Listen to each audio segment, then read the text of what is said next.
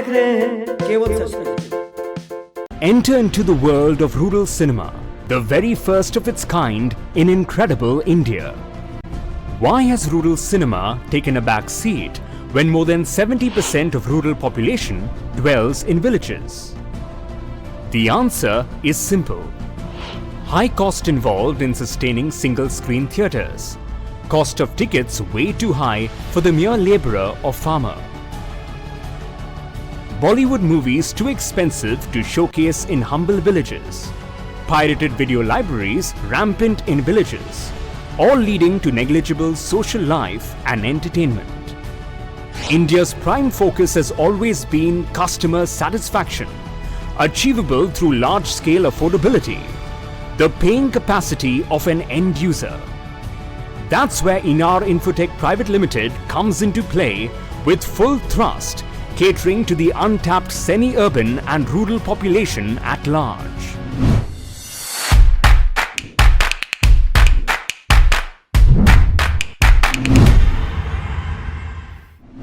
नमस्कार, आप देख रहे हैं केवल सच न्यूज।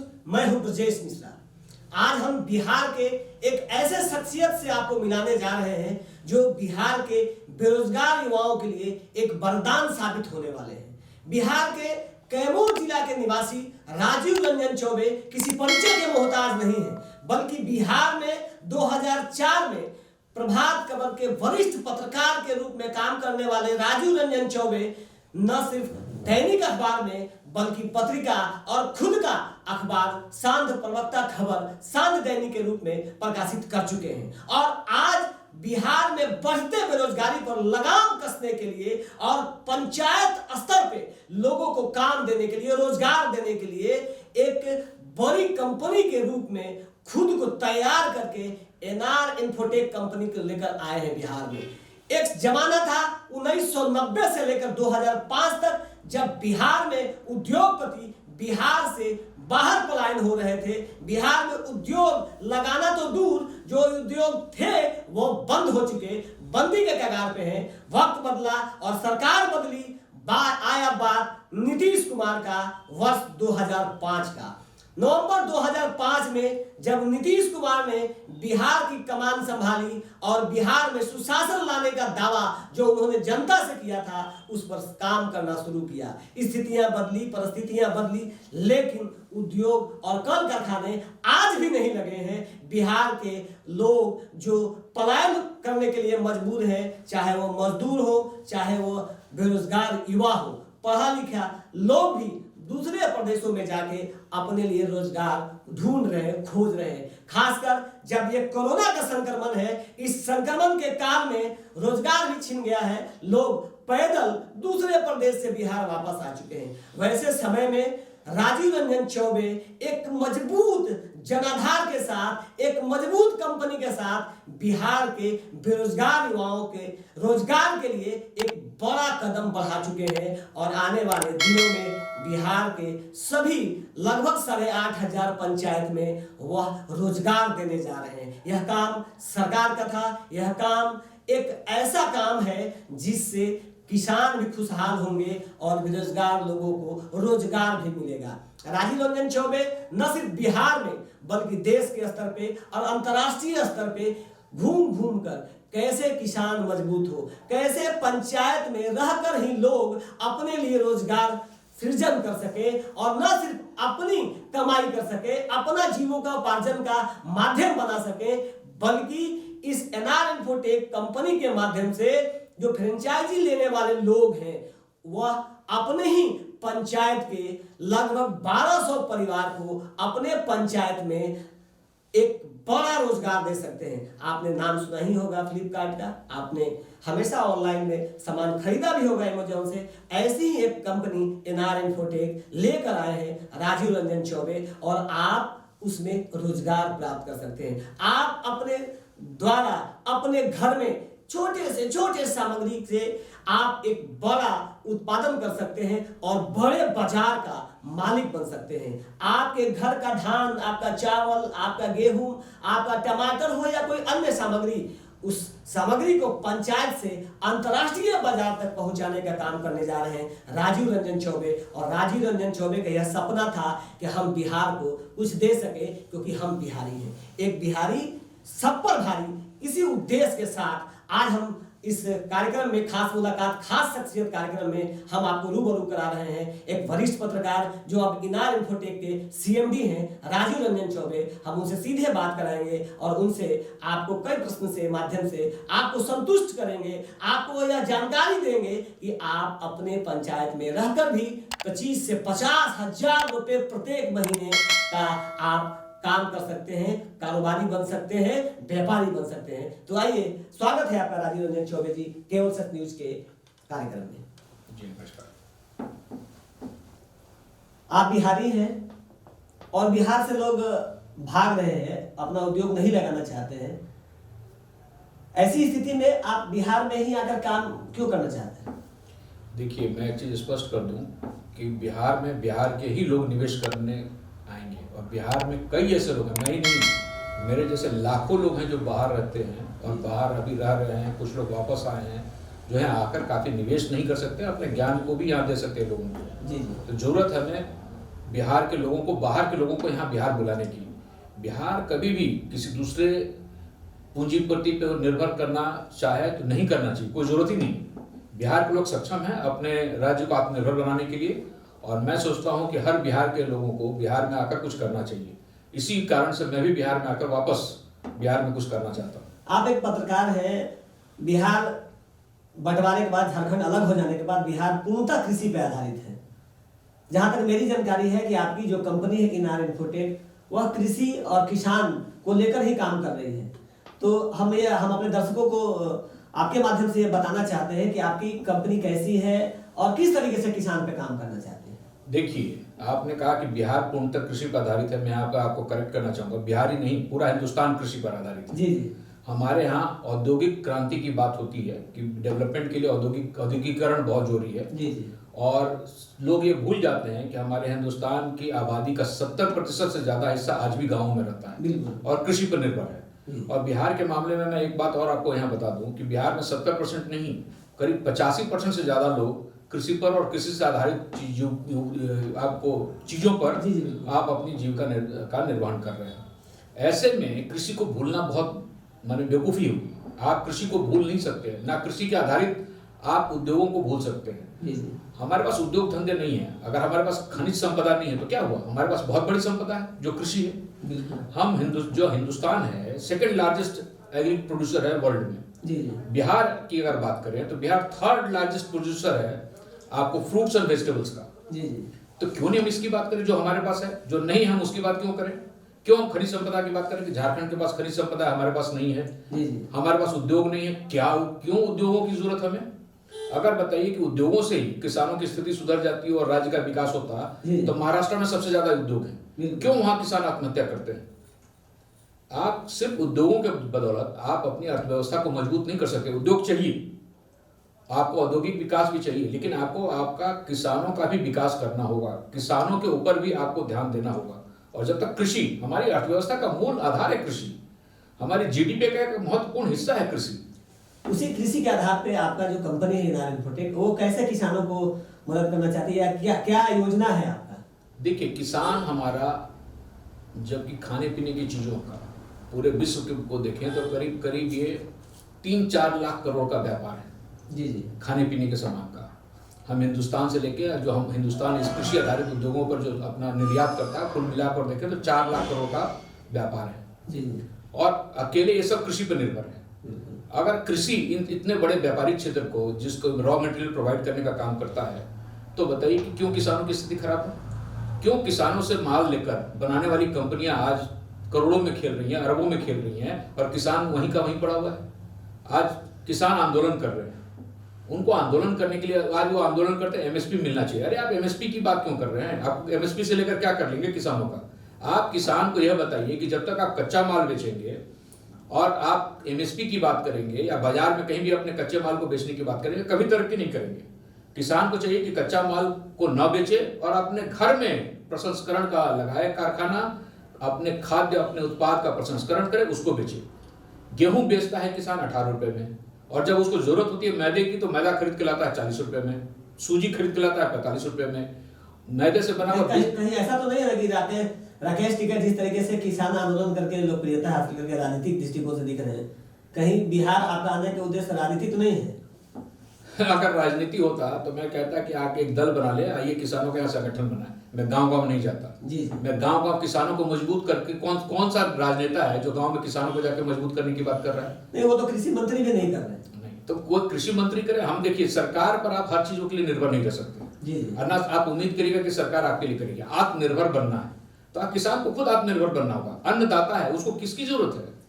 अनाज आपके पास है, मेहनत आप करते हैं, आप फसल पैदा करते हैं, आपको सिर्फ इतना करना है कि फसल का प्रसंस्करण करना है। मैं आपको यहाँ जैसी एक बात बता दूं, आप याद कीजिए पुराने समय में हर घर में जब धान पैदा होता था तो उसको कूटने के लिए हमारे घर में ढेकी होती थी। हम लोग कभी भी धान नहीं बेचते थे, हम चावल बेचते थे। और जब से किसान ने धान बेचना शुरू किया उसकी आमदनी और घटती चली गई।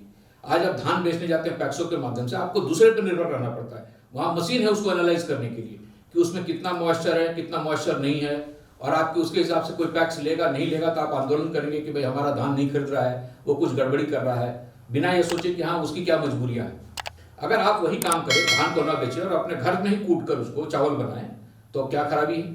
चावल बेचने के लिए आपको कौन मना करेगा? कौन है ऐसा दुकानदार जो चावल में मॉइस्चर देखता है? दूसरी बात, जो किसान धान बेचता है, हमारे इलाकों में, मैं आता हूं कैमूर से जी। बहुत सारे इलाकों में जहां लोग चावल की मिलें लगाकर बैठे हैं, वो चावल की मिल कैसे चलती है? किसानों से धान खरीदकर। किसान से धान खरीदकर चावल मिल वाला करोड़पति बना हुआ है जी। लेकिन उसको जो धान सप्लाई करता है, जो रॉ मटेरियल सप्लाई करता है, वो अभी भी घूम रहा है इधर उधर उसी स्थिति में। क्यों भाई? कौन सा धान कूटने में, धान को चावल बनाने में कौन सी ऐसी रॉकेट टेक्नोलॉजी है जो किसान अपने घर में नहीं कर सकता है? यही समझाने के लिए मैं आ रहा हूँ, यही मेरी परियोजना का उद्देश्य है। आपकी कंपनी NR Infotech किस तरीके से काम करेगी बिहार में? देखिए, हम पंचायत लेवल पर अपना प्रतिनिधि नियुक्त कर रहे हैं। उसका सीधा सा मतलब है कि प्रतिनिधि हमारी पूरी योजनाओं को घर घर लोगों पे पहुंचाएगा। हम प्रतिनिधि हमारा कोई निवेश नहीं कर रहा है। निवेश जिस तरीके से हर मोदी घर घर मोदी का जो नारा है, उसको मतलब गांव किसान पंचायत आप पहुंचाना। देखिए आप राजनीतिक नाम ना लीजिए। मेरे लिए सभी दल से मेरा कोई परहेज ना। मैं राजनीतिक आदमी हूँ, ना मैं किसी दल विशेष का कोई व्यक्ति हूँ, ना मुझे दल विशेष से कोई मतलब है। मेरा मतलब किसान से है। किसान को समृद्ध बनाना है। ये किसान पर जो आप काम कर रहे हैं, आप एक वरिष्ठ पत्रकार रहे हैं, 2 दशक से अधिक समय आपने पत्रकारिता को दिया है, आज भी आप पत्रकारिता में हैं। अचानक किसान के प्रति इतना प्रेम और इतनी बड़ी योजना कैसे मन में आया?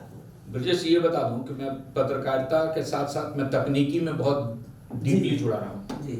1997 में मैं वो पहला शख्स हूँ जिसने ये बात की कि फ्यूचर डिजिटल का होने वाला है। जी। मैंने एक कंपनी बनाई PMTVindia.com और उसके माध्यम से मैंने डिजिटल राइट्स की बात की। उस समय जब मैं बड़े बड़े वरिष्ठ फिल्मकारों के पास गया डिजिटल राइट्स खरीदने के लिए, तो सब हंसते थे मुझ पे कि इंटरनेट पर कौन पिक्चर देखेगा, ये तुम ऐसे ही ले लो फ्री में राइट। मुझे ऑलमोस्ट फ्री के रुपए में पहली फिल्म मिली, तराजू, विमल कुमार की फिल्म थी, और उसको दिलाने वाले थे जैकी श्रॉफ, जो कि बॉलीवुड के मशहूर अभिनेता है। आज भी जैकी श्रॉफ से मेरा बहुत अंतरंग रिश्ता है। और उस समय जब मैंने फिल्म लेकर तराजू को प्रीमियर किया, और उसी न्यूज को इंडियन एक्सप्रेस ने 10 जून 1997 को अपने आर्टिकल में डाला और कहा कि कोई एक इंडियन कंपनी है जो कि हॉलीवुड को भी टक्कर देगी और कह रही है कि फ्यूचर डिजिटल का होने वाला है। उस समय मैंने कई फिल्मों के डिजिटल राइट्स भी लिए औने पौने दाम पे। लेकिन उसमें अगर पूरे डिजिटल राइट्स को खरीदने के लिए मुझे करीब 2 करोड़ रुपए चाहिए थी, जो मुझे नहीं मिल सका। तो मुझे ये बात समझ में आई कि आपके पास अगर बहुत अच्छा विजन है, अगर पैसा नहीं है, तो आप शायद उसमें सफल नहीं हो पाएंगे, क्योंकि शायद आप अपनी बातों को कह नहीं पाएंगे उतनी इफेक्टिवली। इसके कारण वापस मैं पत्रकारिता में आया, वापस पटना आया और चुपचाप अपने काम में लगता रहा। जब मैं पटना वापस आया तो यहाँ वरिष्ठ पत्रकार हैं सुरेंद्र किशोर, आप उनसे पूछ सकते हैं। मैंने हिंदुस्तान में भी फ्रीलांसिंग काम किया और वहां पर कृषि लिखता था, कैसे किसानों की आमदनी बढ़ाई जाए। तो कैसे लोग कह सकते हैं कृषि की बात मैं आज कर रहा हूँ। मैं 2004 में कृषि की बात करता था। हिंदुस्तान में उन दिनों कृषि का पेज हुआ करता था, जो बाद में बंद कर दिया गया।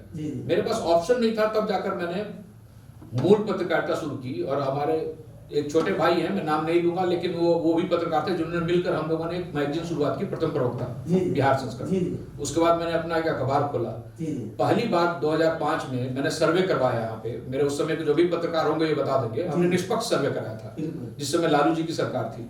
और उस सर्वे का हमने ये बताया कि बिल्कुल पहली बार बिहार में आएंगे नीतीश कुमार, बदलाव के मूड में जनता। जी। मैंने नीतीश कुमार जी का भी इंटरव्यू किया था, मैंने सुशील मोदी जी का भी इंटरव्यू किया था। जी। इन लोगों को भी भरोसा नहीं था कि हाँ बिहार में इनकी सरकार जी। आएगी, लेकिन आई, क्योंकि जनता के बातों को हमने रखा था बिल्कुल ईमानदारी से।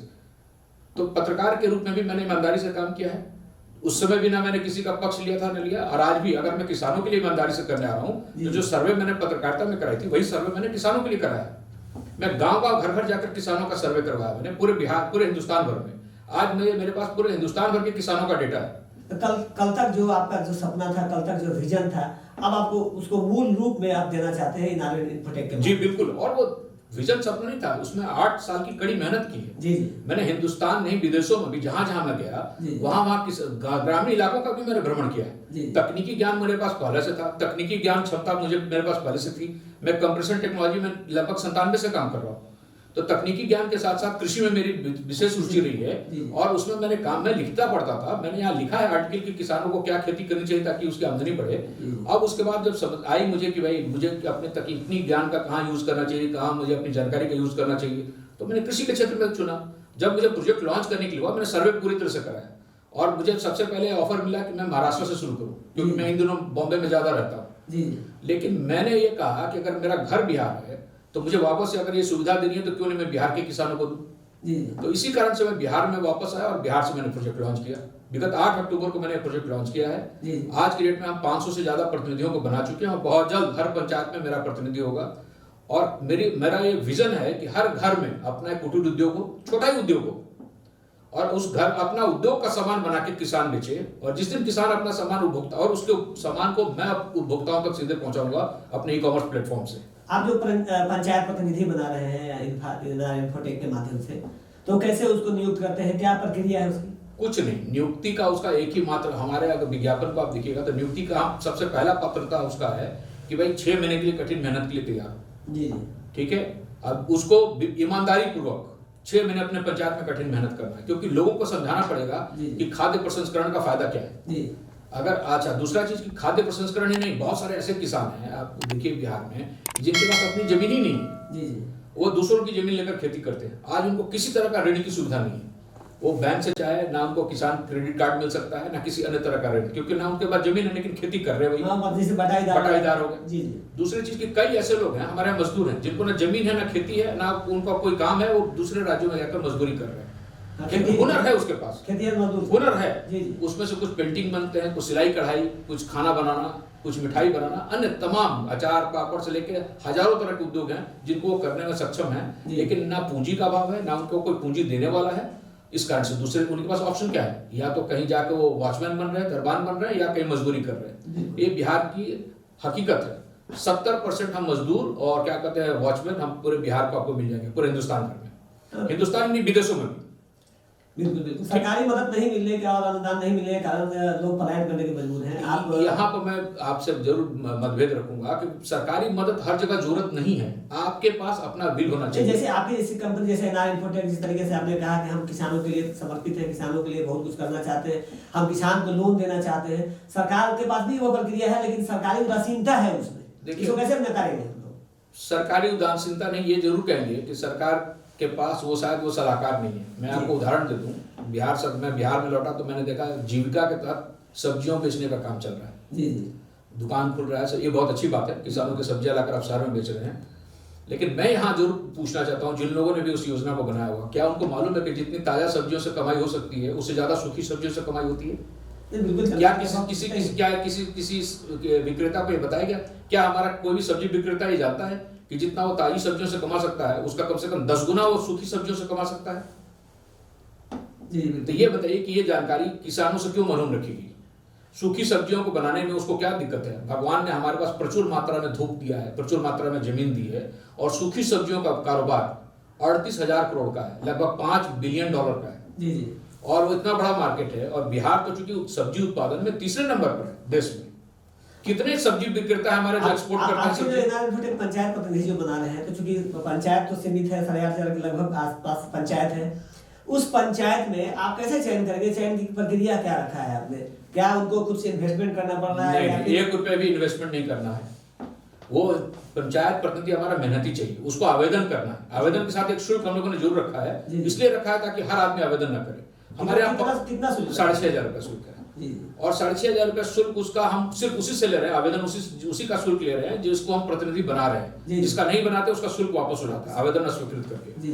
और इसलिए हमने रखा, आवेदन स्वीकृत करने में कोई जरूरी नहीं कि आपने आवेदन किया तो आपका आवेदन स्वीकृत हो जाएगा। बहुत सारे पहलू हैं जिसको हम लोग देख रहे हैं, मेहनती है कि नहीं है, वो पंचायत प्रतिनिधि बनना क्यों चाहता है, वो पंचायत प्रतिनिधि बनेगा तो क्या निस्वार्थ सेवा से काम करेगा। क्योंकि हमारे यहाँ आपको पंचायत प्रतिनिधि के ही माध्यम से हम किसानों को उनके प्रोजेक्ट के चयन करने में कि किस तरह का उद्योग लगाएं, उसका प्रोजेक्ट रिपोर्ट, उसके लिए आवश्यक लोन, हम एक लोन पार्टनर भी लेकर आए हैं जिनको घर बैठे किसानों को हम लोन दिलवा सके। तो ये सारी मदद जो है वो पंचायत प्रतिनिधि के माध्यम से मिलेगी।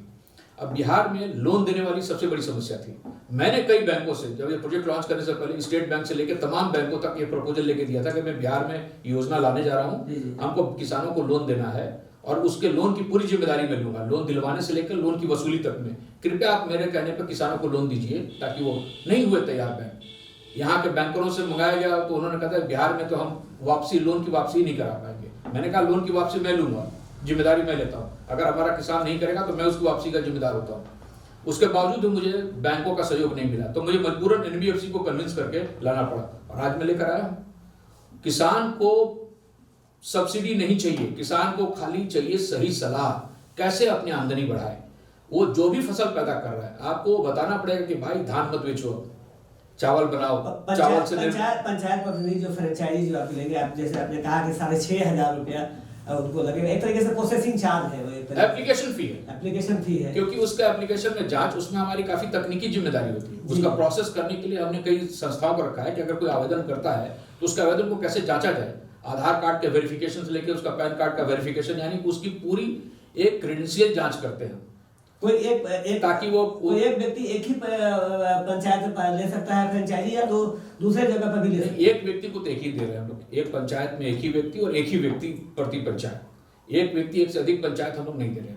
पंचायत प्रतिनिधि जिसको आपने नियुक्त कर दिया, जो आपके जो मानक है, जो आपने जो कैटेगरी फिक्स किया है उसको वो पूरा करते हैं और आपने उनको पंचायत प्रतिनिधि बना दिया जी, तो उनकी क्या भूमिका है, वो कैसे किसान तक पहुंचेंगे? आप देखिए कि पंचायत प्रतिनिधि, मान लीजिए आप हमारे पंचायत प्रतिनिधि हैं और आप अपने गाँव के किसान को घर बैठे आप उनके फसल के हिसाब से आप उसकी जिम्मेदारी, आप अपने किसान का एक प्रोफाइल बनाकर हमको भेजते हैं कंपनी में। हमारी एक विशेषज्ञ टीम है, उस प्रोफाइल के आधार पे कि किसान को जमीन है कि नहीं है, उसके पास क्या हुनर है, क्या फसल पैदा कर रहा है, उसके अनुसार एक इकाई का चयन करती है कि उसको किस तरह का माइक्रो फूड प्रोसेसिंग इकाई लगानी है या कोई कुटीर उद्योग उसको सलाह देना है। तो सही सलाह, विशेषज्ञ सलाह उसको दी जाती है निःशुल्क। ना सिर्फ विशेषज्ञ सलाह दी जाती है, विस्तृत परियोजना रिपोर्ट उसको बना के देते हैं, वो भी CA सर्टिफाइड। उसके बाद उसके लिए हम लोग लोन भी दिलवाने के लिए, लोन दिलवाने का हमारे यहाँ प्रोसेस क्या है कि अगर किसान के परिवार में 5 लोग हैं तो प्रत्येक सदस्य हम उसको 30,000 रुपए तक का लोन दिलवा रहे हैं, ताकि हम ये मान के चल रहे हैं कि अगर उसको एक परिवार को कम से कम 1.5 लाख रुपया, अधिकतम 3 लाख रुपए का ऋण मिल जाए घर बैठे, ताकि वो अपना एक छोटा सा कुटीर उद्योग या माइक्रो फूड प्रोसेसिंग इकाई लगाकर अपनी कमाई बढ़ाए। और उसकी जो सामान की बिक्री होगी उसकी पैकेजिंग की जिम्मेदारी हमारे फ्रेंचाइजी की होगी, जिसके हम लोग एक पैकेजिंग यूनिट लगवा रहे हैं, और उसका बिक्री हम अपने पोर्टल के जरिए करेंगे पूरे देश विदेश में। यानी किसान जो सामान बनाएगा उसकी उपलब्धता हम देश ही नहीं पूरे विदेशों तक में रखेंगे। यानी बिहार का किसान अपना चाहे तो सामान अब एक्सपोर्ट कर सकता है घर बैठे, उसको कहीं जाने की जरूरत नहीं है, ना उसको उस लगाने के लिए प्रोजेक्ट में किसी के पास दौड़ना है, ना उसको सामान बिक्री में कहीं दौड़ना है। हम उसको तकनीकी से लेकर आर्थिक मदद दोनों करवा रहे हैं बैठे बैठे। मतलब आप एक छत के नीचे सारा व्यवस्था, बिल्कुल बिल्कुल मतलब वो उत्पादन करे, उस उत्पादन को दूर दराज पहुंचाने की जिम्मेदारी कंपनी। बिल्कुल। और आपको मैं बता दूं कि जो भी किसान, जो भी हमारे साथ एनबीएफसी आ रही है, जो लोन दे रही है, हर ऋण की जिम्मेदारी, पूरी जिम्मेदारी हमारी कंपनी ले रही है, हम उसके बदले गारंटी दे रहे हैं। आप बिहार को अच्छे तरीके से जानते हैं, बिहार आपकी कर्मभूमि है, जन्मभूमि है, और आप यह भी मानते हैं कि बिहार में कई बैंकों ने आपको इसलिए आपको बड़े स्तर पर लोन नहीं दिया और लोन देने के लिए आपको साथ नहीं जोड़ा कि वो लोन रिकवरी नहीं कर पाएगा। वैसी स्थिति में आपने इतना बड़ा रिस्क कवर किया है, आपने क्या सोच के किया है? देखिए, मैं अभी भी मानता हूँ कि लोन की रिकवरी हमेशा बड़े लोनों में दिक्कत होती है। जी। छोटे लोनों में मैंने आज तक नहीं देखा है कोई छोटा किसान या किसान किसी से बेईमानी करे। जी। बहुत लोगों ने मुझे ये भी बोला, आप तो लोन की बात कर रहे हैं, बहुत सारी कंपनियां जब ये प्रोजेक्ट पर काम कर रहा था आज से करीब 6-7 साल पहले, तो लोगों ने बताया कि आप जो उत्पादन किसान करेगा उसकी गुणवत्ता कैसे पहचानी जाएगी। हमने कहा कितने किसान को सुना है आपने कि उसने अपने आटे में कंकड़ मिला के बेचा है? ये कभी किसान करता है? जी। किस किसान को आपने देखा है कि उसने अपने घी में कुछ मिला दिया? मिलावट किसान का काम नहीं है। मिलावट बाकी व्यापारी और जो बाकी लोग हैं जो उसके माल को खरीद कर बेचते हैं वो लोग करते हैं या कंपनियां करती हैं। किसान कभी ना मिलावट करता है और किसान से ईमानदार कोई व्यक्ति नहीं होगा। हमारा किसान के ऊपर आप भरोसा तो करिए। कैसे समझ जाए कि वो लोन नहीं वापस करेगा? अगर वो कमाई करेगा तो क्यों नहीं वापस करेगा? आप में पहले ये इच्छा शक्ति तो होनी चाहिए कि हम जिसको लोन दे रहे हैं वो कमाई करेगा। अगर ये विश्वास मुझे ही नहीं होगा ब्रजेश जी कि किसान को हम जो लोन दे रहे हैं वो वाकई कमाई कर पाएगा, तो उसको लोन दिलवाने से फायदा क्या है? इसका मतलब है कि किसान की ईमानदारी और आपकी कंपनी की सूझबूझ एक बड़ा बाजार बना देगा। बिल्कुल बिल्कुल बिल्कुल, हम ये बिल्कुल मान के चल रहे हैं कि जिसको हम लोन दिलवा रहे हैं उससे ऐसा काम जरूर करवाएंगे कि उसकी आमदनी होगी। ये विश्वास रखिए कि अगर वो भरोसा अगर हम किसान पर नहीं करेंगे तो लोन ना दिलवाते। ऐसा ही भरोसा एक बार एक कंपनी, बिहार की ही कंपनी थी, रुद्रदेव सिंह उसके मालिक हुआ था, मुस्कान हाट करके एनजीओ के रूप में काम करता था। आपकी कंपनी पर लोग क्यों भरोसा करें? मैं नहीं जानता कि वो कौन सी कंपनी की बात कर रहे हैं, चाहे जो भी कर रहे हैं। पहली बात कि हमारे यहाँ भरोसा, हम किसी से कुछ ले नहीं रहे ब्रजेश जी। जी। ना हमारा फ्रेंचाइजी हमारे साथ निवेश कर रहा है, ना हमारा किसान हमारे साथ निवेश कर रहा है। हम उसको पूंजी दिलवा रहे हैं, ठीक है। हम रोजगार की बात स्वरोजगार के जरिए कर रहे हैं। हम करें कि अपने घर में उद्योग लगाओ और घर में काम करने के लिए मजदूरी भी घर में करनी हो, कोई शर्म की बात नहीं है।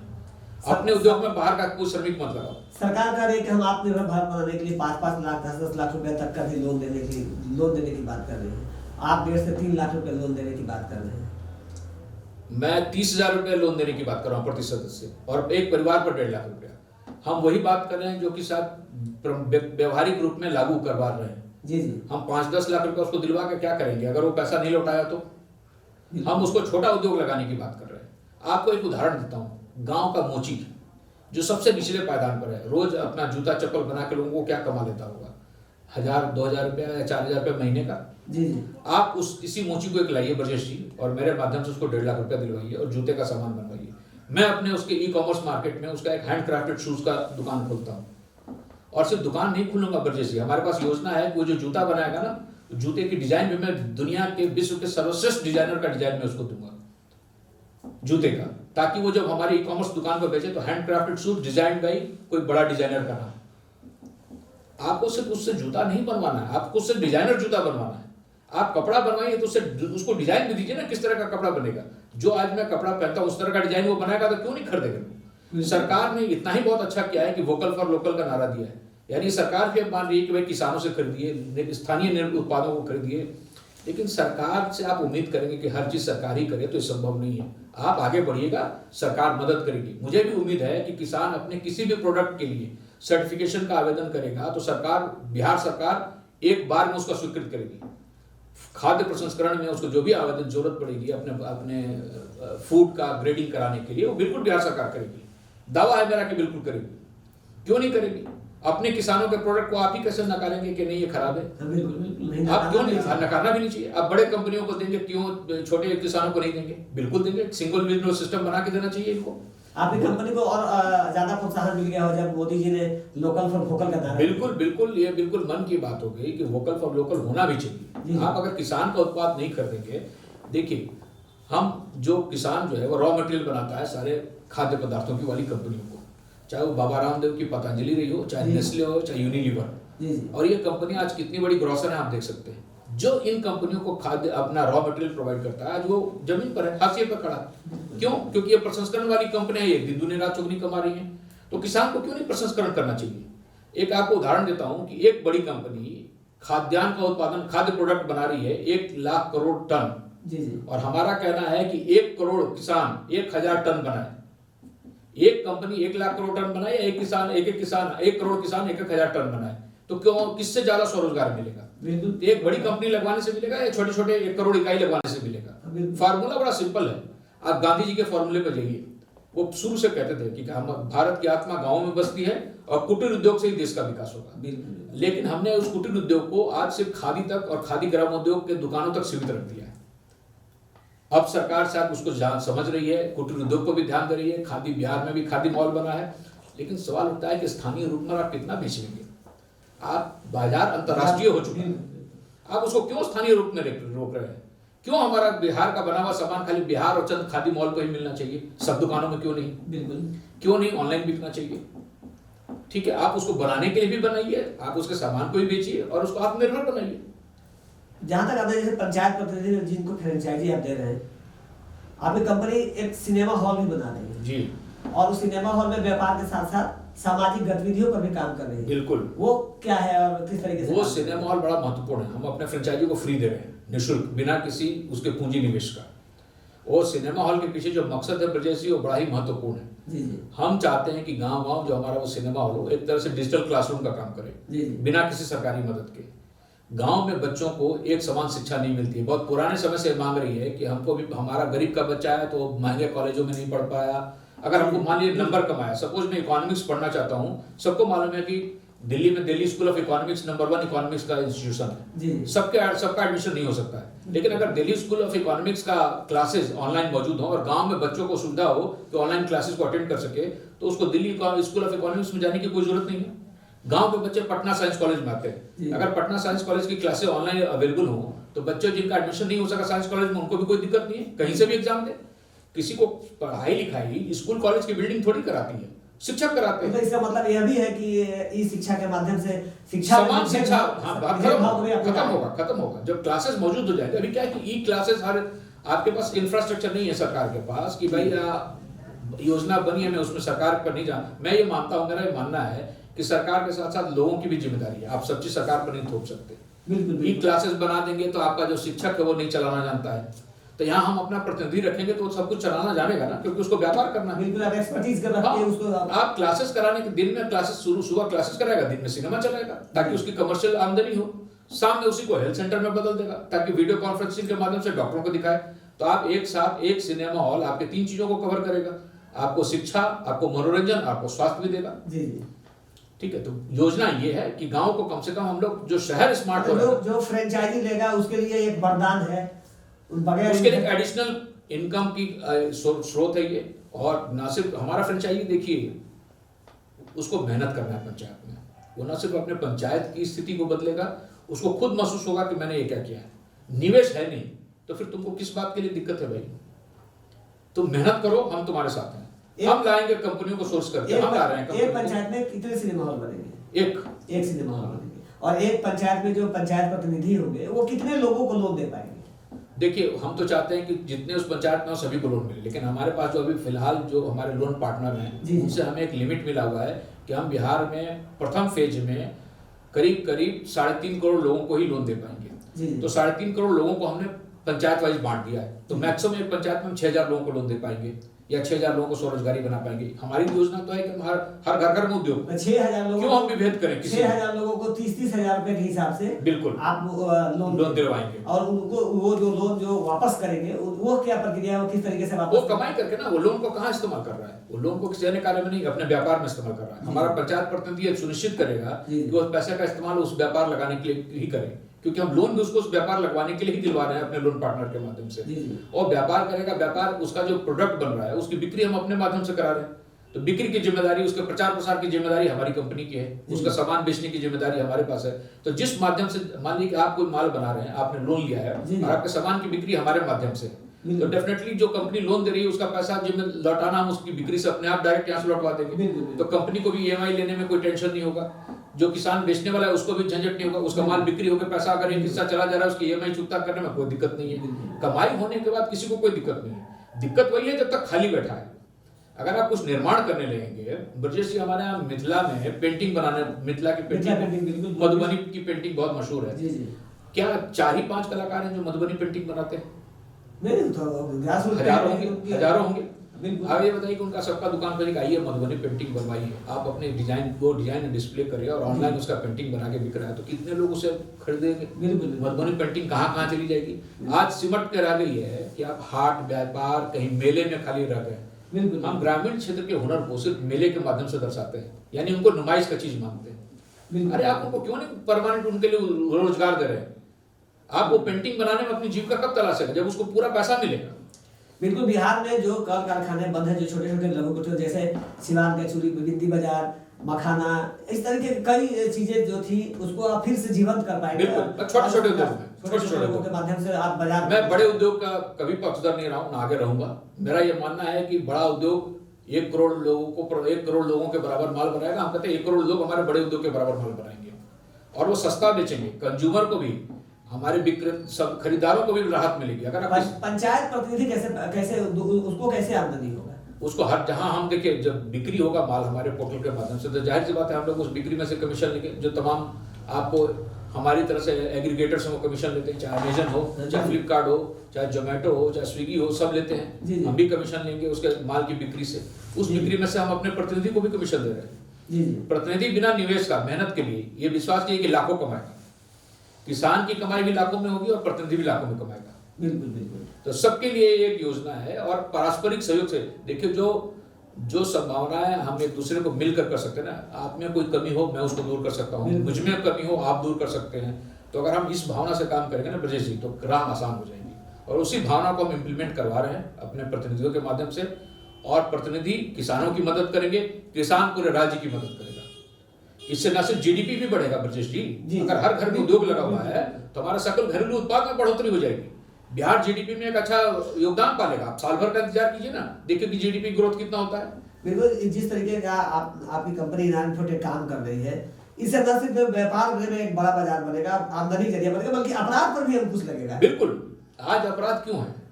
घर में लड़कों के पास काम ही नहीं है, पैसा नहीं है, जी। क्या करेगा कोई? मैं भूखा हूं तो मैं क्या करूंगा?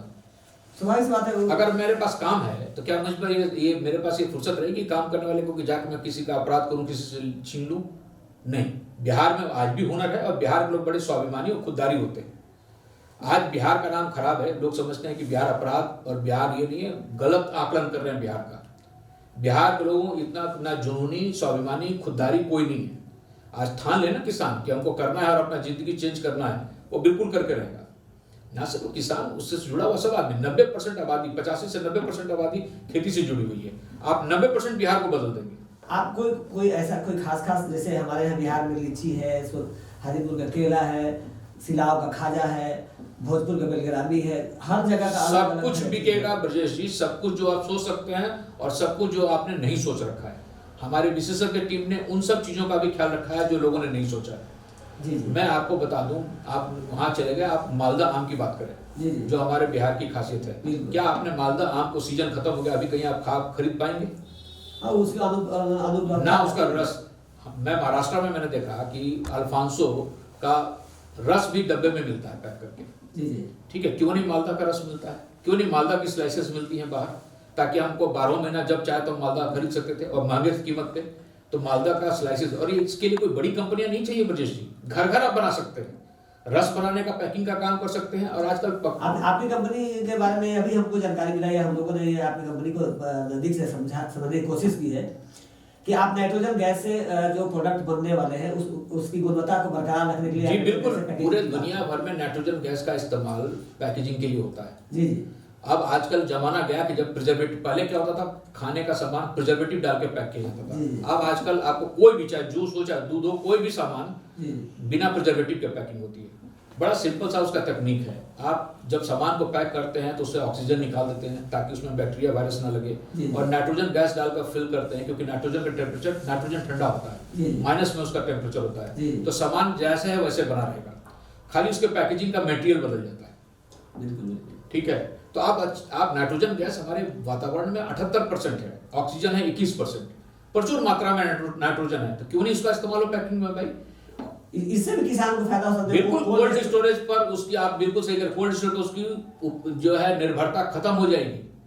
आप पैकिंग कराइए, आप आलू प्याज रखते हैं, आप हमारे जाइए फ्रेंचाइजी के पास, आलू प्याज को बोरे में डालकर, विशेष बोरे में, और उसको नाइट्रोजन से ऑक्सीजन निकाल कर नाइट्रोजन से फिल करके पैक कर देगा। 6 महीने आपका खराब नहीं होगा। और ले जाकर घर में रखिए, आप दूध तक, दही तक, पनीर तक, मक्खन तक सब पैक करा कर रख सकते हैं। ठीक है, फ्रिज की जरूरत नहीं है। और खाने पीने, आटा से लेके, चावल से लेके, कुछ भी जो भी चाहते हैं, बिस्किट से लेके, नूडल से लेके, पास्ता से लेके, अचार, पापड़, जूस, जो बनाइए ना, उस माध्यम से भी किसान को लाभ आप पहुंचाएंगे। बिल्कुल बिल्कुल। आप रेडी टू ईट फूड ही देखिए ना ब्रजेश जी, आजकल शहरों में जो युवा रह रहे हैं वो खाना नहीं खाते हैं, नहीं बना पाते हैं, तो मार्केट से रेडी टू ईट फूड लाते हैं। दाल, सब्जी, चावल सब बना हुआ मिलता है, घर में लाते हैं, धोते हैं, गर्म करके खाते हैं। क्या वो बड़ी कंपनियां ही सिर्फ खाना बनाने का अधिकार सिर्फ बड़ी कंपनी के पास है? छोटे घर में लोग बना नहीं सकते हैं? आपको क्या उपलब्ध कराना है? पैकिंग की तो उनकी उपलब्धता करानी है, जो पंचायत में हम लोग करवाएंगे प्रतिनिधि के माध्यम से पैकिंग की सुविधा। तो गांव का आदमी रेडी टू फूड मार्केट में भी अपना दखल देगा। अभी पूरे बिहार में 38 जिलों में किस जिलों में के पंचायत प्रतिनिधि लगभग सभी जिलों में ब्रजेश, जैसे हम लोग अभी 500 से ज्यादा, लगभग 543 कहिए प्रिसाइजली के 543 जगहों में बना चुके हैं, और हमें भी और बनाना है प्रतिनिधि, हम उसमें लगे हुए हैं।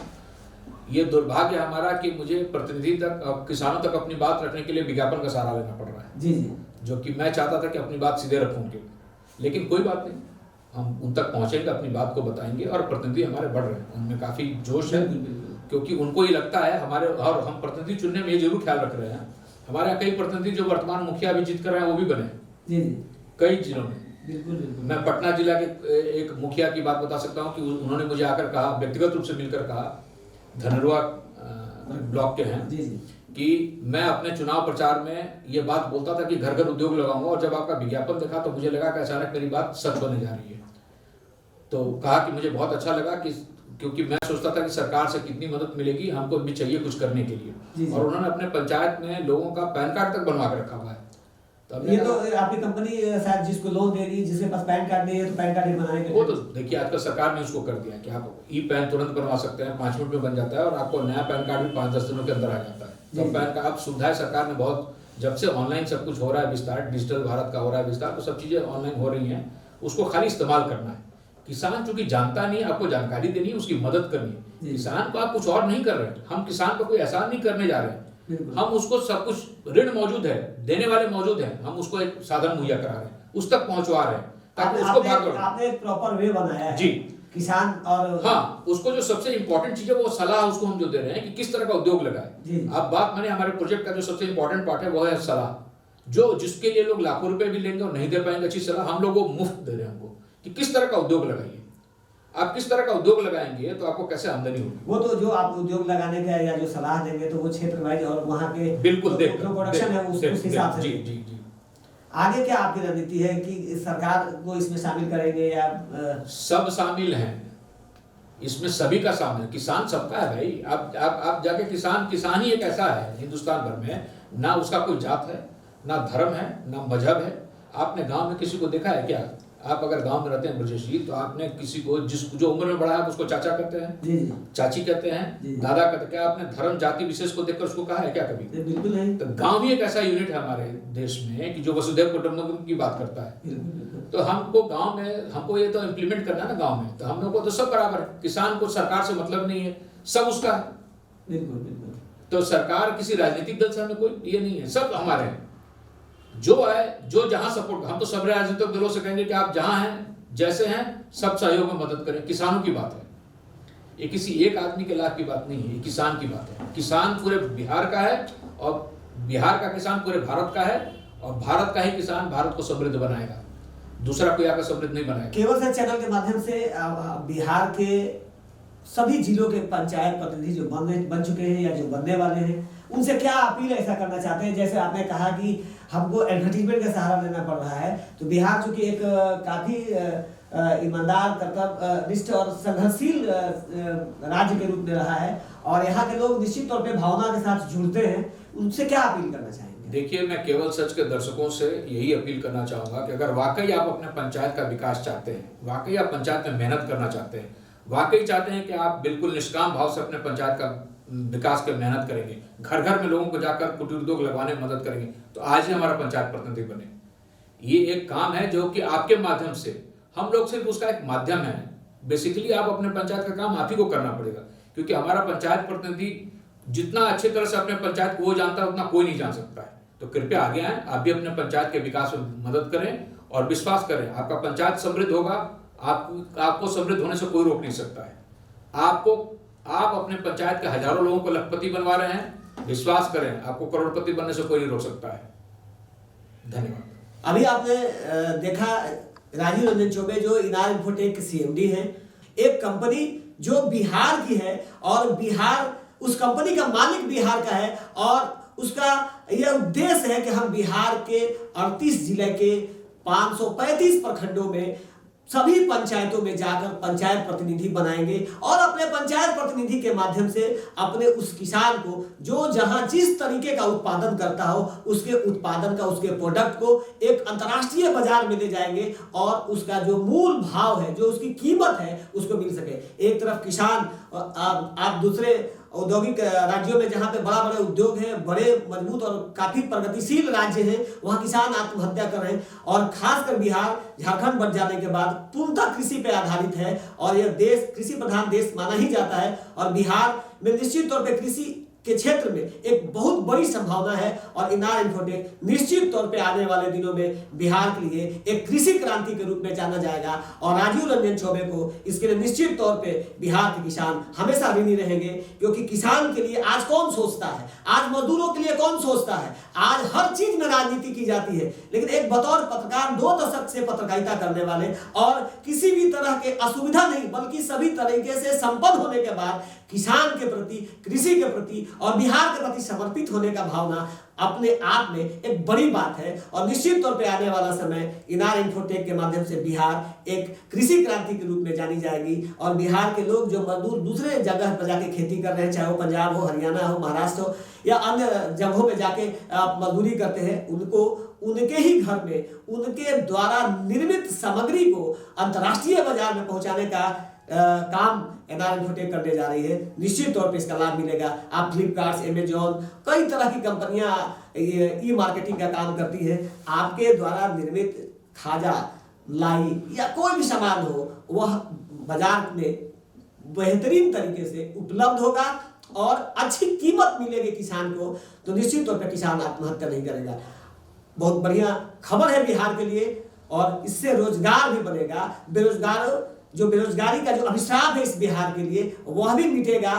535 प्रखंड के लगभग 8,500 पंचायत में पंचायत प्रतिनिधि के माध्यम से, जो जैसा कि उन्होंने कहा कि लगभग 6,000 लोग जो जुड़ेंगे इस कार्यक्रम में और उसका परिवार जो जुड़ेगा, जो उनसे 30 हजार का जो 5 हो 10 हो जैसा लोग हो वैसे लोन दिया जाएगा। निश्चित तौर पे आपको जब पैसा होगा आपके पॉकेट में और आपके पास कंपनी के द्वारा बेहतरीन प्रोजेक्ट होगा, बाजार उपलब्ध होगा, तो निश्चित तौर पे यह घाटे का सौदा नहीं है और इसमें कोई इन्वेस्टमेंट नहीं है। नो इन्वेस्टमेंट फुल प्रॉफिट की योजना बनाकर इनार इन्फोटेक लाया है और निश्चित तौर पे पत्रकार के रूप में जो दर्द था किसानों के उत्थान के लिए, इसको शायद मिटाने का यह एक विजन है राजीव रंजन चौबे जी का, जो अब मूल रूप लेने जा रहा है। बहुत बहुत धन्यवाद आपको आज के इस कार्यक्रम में।